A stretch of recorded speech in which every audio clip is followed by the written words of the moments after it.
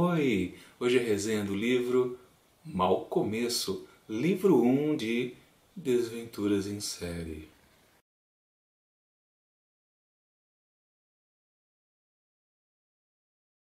Os três irmãos Baudelaire estavam numa praia se divertindo um pouco. De repente surge uma figura meio sinistra. Eles ficam apreensivos, mas ela se revela como uma pessoa conhecida, o Sr. Poe. O problema é que ele traz uma notícia terrível. O Sr. e Sra. Baudelaire faleceram num incêndio tenebroso na casa da família. A partir daí, Violet, Klaus e a pequena Sunny passam a ser órfãos, sem ninguém para cuidar deles. Ou não, né? Porque o Sr. Poe trata de encontrar pelo menos alguém da família e, procurando aqui e ali, ele acha no máximo um parente de terceiro ou quarto grau, mas que pelo menos ele mora ali na região. E essa pessoa é o Sr. Conde Olaf. Não tendo escapatória, os três Baudelaire acabam indo morar com o Conde Olaf e acaba descobrindo que ele é uma figura não muito carinhosa ou sequer agradável, muito pelo contrário, é uma pessoa terrível. E a partir daí a desgraça, que já era pouca, piora mais ainda. Mau Começo foi publicado em 1998 por Lemon Snicket. E logo aqui na contracapa ele já dá um grande aviso para o leitor que se interessar em ler essa pequena obra. Caro leitor, sinto muito dizer que o livro que você tem nas mãos é bastante desagradável. Conta a história de três crianças muito sem sorte. Apesar de encantadores e inteligentes, os irmãos Baudelaire levam uma vida esmagada por aflições e infortúnios.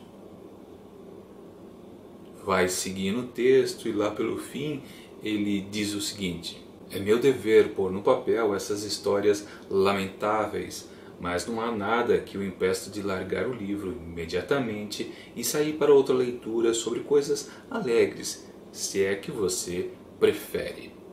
Mas como assim? O autor fica tirando o sarro do leitor, fazendo picuinha com a situação dos personagens do livro? Mas que graça é essa? Pois é, o autor aqui é meio estranho, porque na verdade esse autor não existe. Na verdade trata-se de um pseudônimo do Daniel Handler. Esse sim, um autor de carne e osso que um dia foi apresentar alguns originais para o seu editor e descobriu que eles não estavam muito interessados em publicar o que ele estava oferecendo, mas fizeram uma contrapartida. Que tal você escrever uma história infanto-juvenil? Era a época do sucesso ainda começando, mas já crescendo rapidamente, de Harry Potter. E claro, toda editora queria ter o sucesso de casa. Um sucesso para o público infanto-juvenil. Por sorte, o autor tinha lá algumas ideias para um livro infantil e ele aproveitou que ele já tinha esse pseudônimo Lemon Snicket já em uso e juntou uma coisa com a outra. Ele apresentou essa nova ideia, gostaram e enfim começou essa série, a Desventuras em Série. Basicamente, depois que tem essa situação inicial onde as crianças acabam na mão desse tutor desagradável, as coisas começam a ficar repetitivas nessa história. É sério, muitas coisas se repetem. Mas aí você pode até pensar naquele senso comum de que crianças gostam da história sendo repetitiva, ou sendo repetida para eles, melhor dizendo, né? Eles gostam de ouvir a história novamente infinitas vezes, e talvez não seja então o caso de um adulto ler essa história e gostar dela. Ok, mas qual é o tipo de repetição que acontece aqui no livro? São várias, por exemplo, de perfil de personagem.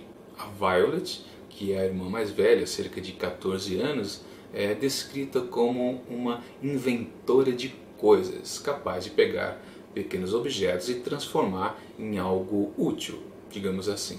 Isso é dito várias vezes ao longo do livro, até que chega o momento onde ela precisa realmente inventar alguma coisa para se safar de uma situação complicada. O irmão do meio, Klaus, cerca de 12 anos, é descrito como um garoto capaz de entender os livros, apesar da pouca idade, é um consumidor de livros. Também isso é repetido o tempo todo, até que ele também usa esse interesse que ele tem pela leitura para também ajudar naquela situação complicada. E por fim também a pequena Sunny, que é um bebê de colo e a todo momento se repete que ela ainda não sabe falar, só grunhe algumas coisas e o narrador do livro fica traduzindo o que ela está tentando dizer. E pelo menos isso aí é uma piada, mas a piada é repetida umas 20 vezes ao longo dos capítulos. Outro exemplo é aquela situação descrita ali na contracapa dos infortúnios que eles vão viver para o resto da vida. O alerta do escritor narrador do livro. Em todo capítulo tem essa repetição. E é sempre enfatizado que eles estão no ruim e vai ficar pior o tempo todo.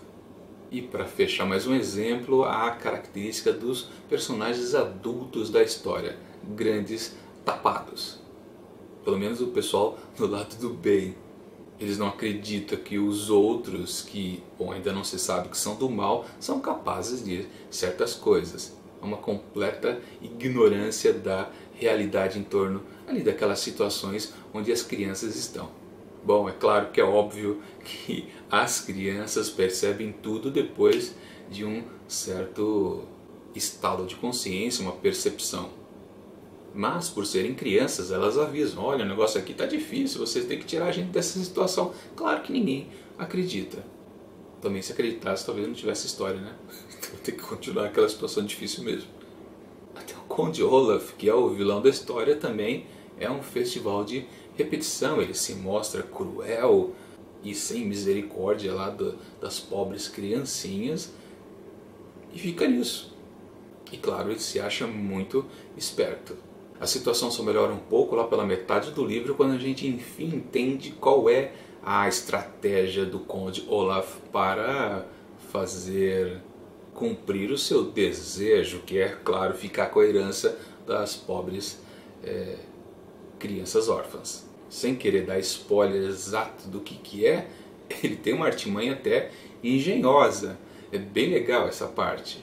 Aliás, até bastante real. Já a saída que as crianças começam a tentar já um pouco mais na fantasia. Mas tudo bem, a gente pode considerar também essa história como uma fantasia. Ou uma farsa, se você preferir.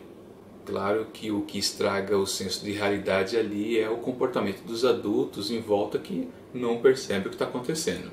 Cai apenas naquele papo também repetitivo que as crianças devem respeitar os adultos presentes. Se o adulto falou uma coisa, é porque está certa. Fato bem claro nesse livro e provavelmente em toda a série é que o escritor narrador é um personagem. Ele não chega a participar da ação descrita. Eu não sei se lá pra frente isso vai acontecer, mas ele se comporta ou tenta se comportar como uma pessoa que até existe, que compreende aquela história, a dificuldade que esses órfãos estão passando e ele precisa comunicar esses fatos. Inclusive no final do livro há um prólogo, um epílogo, melhor dizendo, no final do livro, onde ele envia uma carta ao seu editor já antecipando o que acontece no livro seguinte. Mas claro, não preciso dizer, a figura do narrador dentro do livro é repetitiva. Minha avaliação de O Mau Começo. No começo da história parece interessante, parece divertida e realmente ela tende a ser muito engraçada ali no começo, quando a gente começa a ver qual é a situação, a reação da criança, o comportamento dos adultos, tudo uma maravilha. Mas depois que passa o segundo e o terceiro capítulo, as repetições ficam evidentes e começam a irritar. Lembrando de novo, pode ser coisa de adulto velho querendo ver uma história feita para crianças. Aliás, falando em história para crianças, a gente pode dizer que essa história aqui não é feita para infanto-juvenil, é praticamente só infantil mesmo, porque uma criança ou uma pré-adolescente já pode começar a achar essa história chata. E melhor dizendo, essa história fica melhor se ela for lida por um adulto para uma criança pequena, onde realmente as tais repetições podem até ficar mais interessante. Agora, um certo achismo meu é considerar que essa escrita aqui é ruim. Só que aí a gente pode lembrar de um detalhe: esse escritor não existe, esse escritor é um personagem. Lemon Snicket é um personagem do Daniel Handler, então a gente pode dizer que ele escreve mal de propósito. O Daniel Handler inventa um escritor que escreve mal. E claro, isso é uma piada repetida à exaustão, provavelmente por toda a série. Uma série de 13 volumes. Mas eu ouço muita gente dizer que lá para frente, pelo quarto volume para frente, começa a ficar melhor. Essas situações mudam um pouco e a coisa até engrena. Mas não sei, não dá para confiar muito. Tem muito livro que você já sabe que é uma série e você percebe uma estrutura que fatalmente ela vai se repetir nos volumes seguintes. E é o caso que fica claro e cristalino aqui quando você lê este livrinho Mau Começo, e infelizmente para mim foi um mau começo. Portanto, minha nota aqui não passa de 3 asteriscos. Bom, é isso. Eu já li o segundo livro e a resenha sai semana que vem na sexta-feira. Enquanto isso, assine o canal e curta esse vídeo. Isso vai ajudar bastante para que o Mantado de Livros cresça mais um pouco. E até mais!